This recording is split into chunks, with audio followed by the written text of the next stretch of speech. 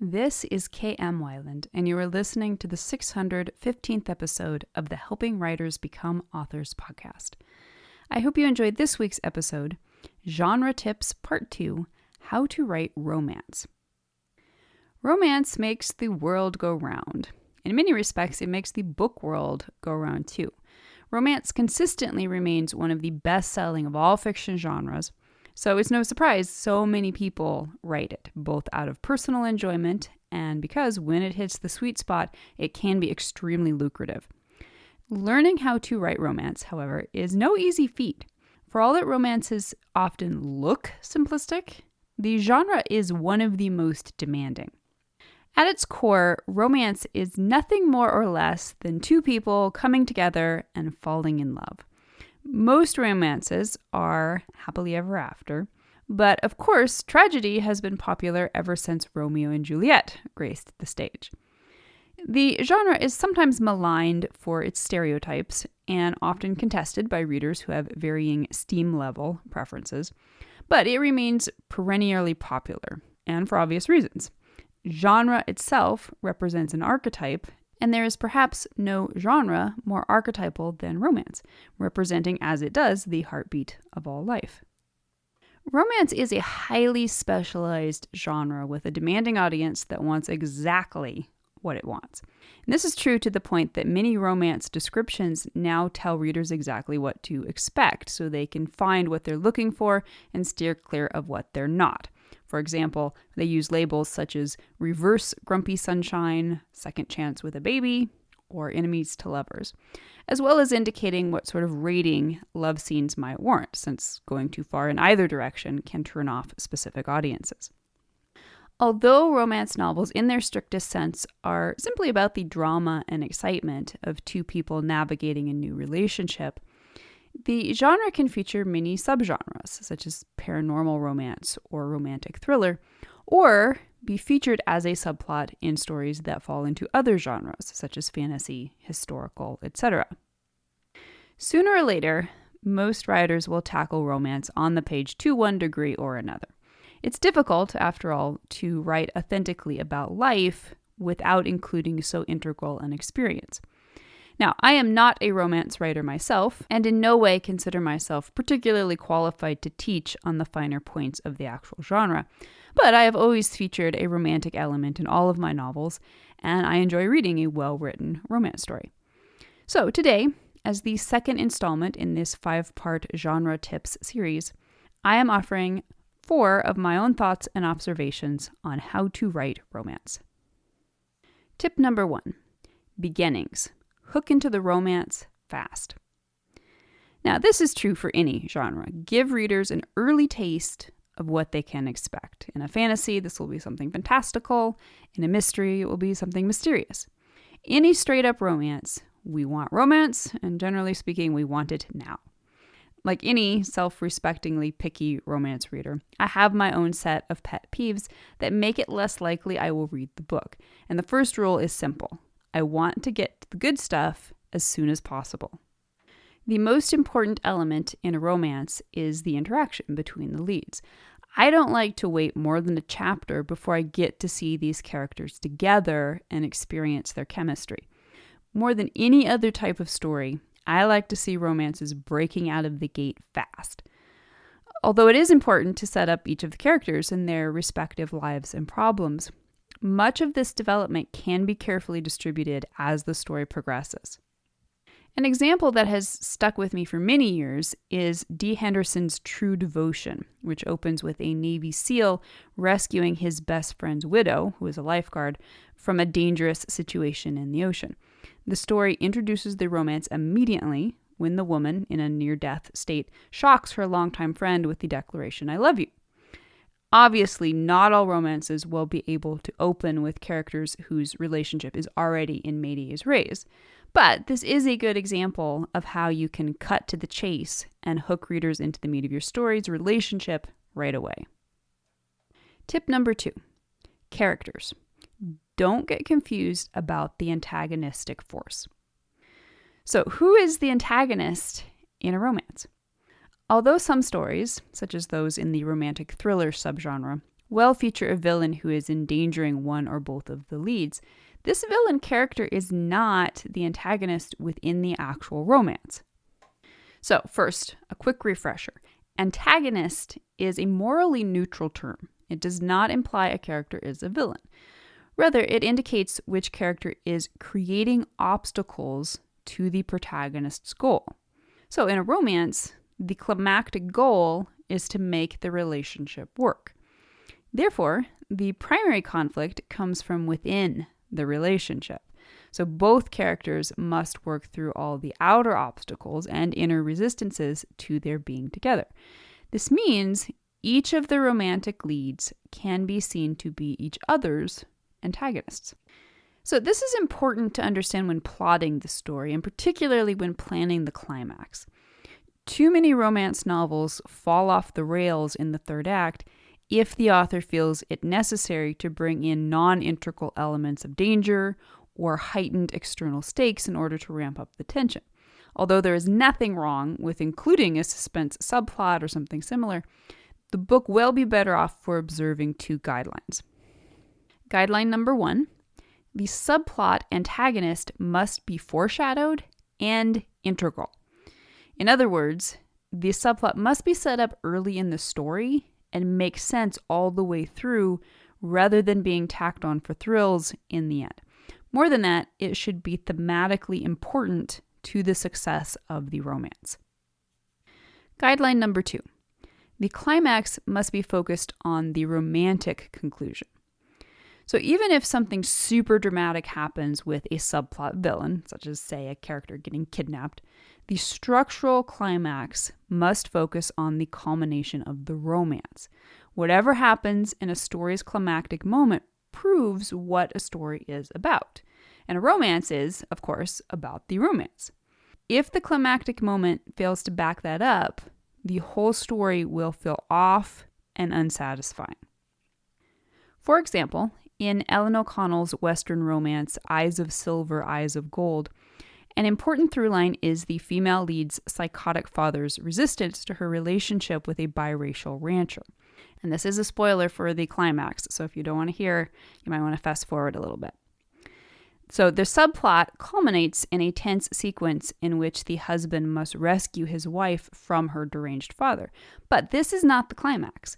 The climax naturally emerges from this threat when the taciturn rancher finally speaks his love for his traumatized wife, which is both a necessary step away from the danger they both just endured and the awaited culmination of their relationship within the story. Tip number 3. Characters. One or both characters will arc. Character arcs in a romance are usually positive change arcs in which one or both characters must overcome a lie that is holding them back from personal wholeness and therefore the ability to functionally relate to one another. They inspire each other to arc into a new and more positive thematic truth. And these lies and truths can be as varied as the stories themselves. But a prominent theme in many romances is that of healing. When written with authenticity and skill, romance stories often offer deep insight into human nature and development. However, more than perhaps in any other genre, romance demands authors dig deep and write with utmost honesty. The power of the genre lies in its ability to access archetype. But archetype is always one short step away from stereotype. And the romance genre is full of stereotypes and overdone tropes. And if an author relies too much on these rather than exploring deep and authentic change for the characters, the stories can become some of the most cringeworthy in the entire catalog of literature. So using the beats and progressions of character arc can be extremely helpful in writing a powerful and fresh romance. And of course, if you want more information on those beats, you can read my book, Creating Character Arcs. An example of all this would be L.J. Shen, who often writes grittily about characters suffering the effects of trauma. In her book, Playing with Fire, both leads arc dramatically via their relationships with each other, one overcoming the shame of terrible scarring from a house fire, and the other consumed with guilt for irresponsibly hurting a family member. Each character has a truth the other needs in order to heal and grow past their fears and hangups. And tip number 4, story structure. Beats to set up pacing. The basic 3-act story structure with its 8 turning points, which I talk about in my other book, Structuring Your Novel, will create the same skeleton for a romance story as for any other. However, the beats of romance stories are often highly specific. Although there is always wiggle room for exploration, most readers expect and want to discover a familiar pattern. Now, many books and blogs specialize in exploring these specific beats for the romance in more depth. But here are some quick hits from my own observations in reading the genre. The hook. The first chapter will either introduce one character's problems, for example, what is currently causing the problem in that person's relational skills, or promptly throw the 2 leads together in some sort of cute meet, usually with their defenses coming to the fore and creating obstacles to their attraction and chemistry. The inciting event. In stories with a slower start, this may be where the characters meet for the first time, but in a tighter structure, this will be where the characters irretrievably engage for the first time. Either they are forced into proximity or they make a move toward expressing interest in one another. First plot point. This is where the first act ends and the relationship really kicks off. Something happens here that cements the characters' connection. So this could be a first date or a first kiss, but it could also be something external that happens to permanently keep them in contact with each other. For example, they become partners on the police force or something like that. First pinch point. Now, pinch points always emphasize the antagonistic force's threat and what is at stake for the main characters. In a romance, these stakes are all relational. By this point in the story, the romance should be well underway, whether the characters are fully willing to admit it or not. And this first pinch point offers the first significant obstacle, something that makes one or both leads question whether the other person is really who they thought or whether they are willing to stay open to the relationship. Usually, it leads to some expression of vulnerability or to one or both people learning something surprising about the other, which deepens their intimacy. Midpoint. The midpoint turns the plot from the reaction phase of the first half, in which the characters aren't quite sure what they want from each other, to the action phase of the second half, in which the characters become more and more consciously committed to their relationship. It should also bring the all-important moment of truth. Now, from the perspective of plot, this might be the result of the characters finally committing to their relationship in a big way. From the perspective of the character arcs, this new crisis of commitment within the relationship will be the result of one or both characters admitting, if only to themselves, that they are willing to start transitioning out of their old lie-based mindset so they can be more available to the relationship. Second pinch point. The second pinch point is often much more serious than the first one. Now, both characters have much more at stake. Whether they're ready to admit it or not, they are in love with each other. Losing each other, therefore, would be a huge blow at this point. Pinch points in a relational story are usually relatively low-key. What happens here may be as simple as a reminder of all the characters have to lose and how much, on an internal level, their fears are messing with them. Third plot point. This is the low moment in the story, when everything seems as if it is falling apart. In a romance, this moment may not be as dramatic as what follows in the climax. But as the story now makes the turn into the third act, something happens that puts the relationship on the line. Although the threat here may be external if other antagonistic characters are in play, this is usually where the characters learn something about each other that shakes their trust. Lies and secrets come out, and consequences must be faced. Climax. A romance with an action-oriented plot may see the two leads fighting side by side against an external antagonist in the climax. More often, though, this is simply where the heat really gets turned up on the relationship. The characters must face everything they fear about each other and about themselves. They must complete their respective character arcs and discover if they can heal themselves or their perspectives enough to make the relationship work. Often, the climax will separate the leads in order to allow them to find themselves outside the relationship so they can return to each other as two wholes. However, it is important that the characters not be separated for too long. Just as readers don't want to wait too long in a story's beginning for the leads to come together, they also don't want to wait too long for the leads to get back together in the end. Resolution. Romances like their epilogues. Readers often enjoy seeing how the relationship turned out by fast-forwarding a bit into the future to be reassured the characters will be able to make it together long-term. And for examples of romance story structures and to see the structural breakdowns of various romance stories, you can check out the romance books and romance movies sections in the story structure database on my site.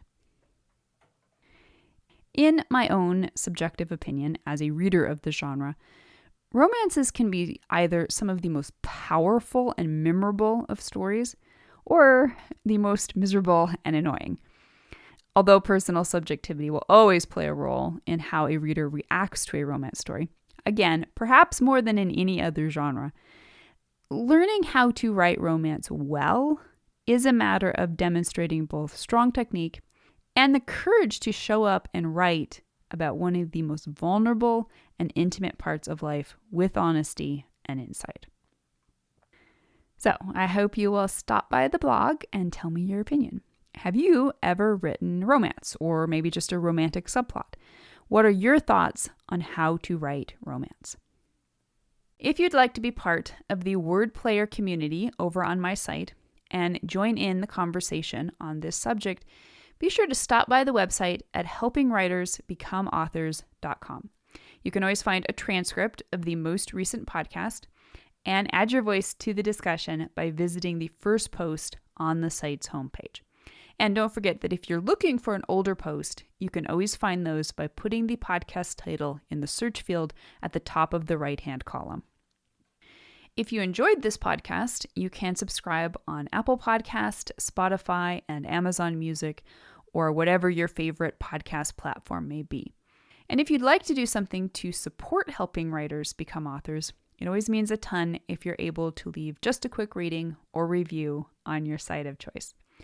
Also, many thanks to those who support my work on Patreon. Your patronage helps make helping writers become authors and its many resources available to writers everywhere. If you're interested in becoming a patron, you can find out more at patreon.com/kmweiland. Thank you so much for listening to the Helping Writers Become Authors podcast, and be sure to check back again next week.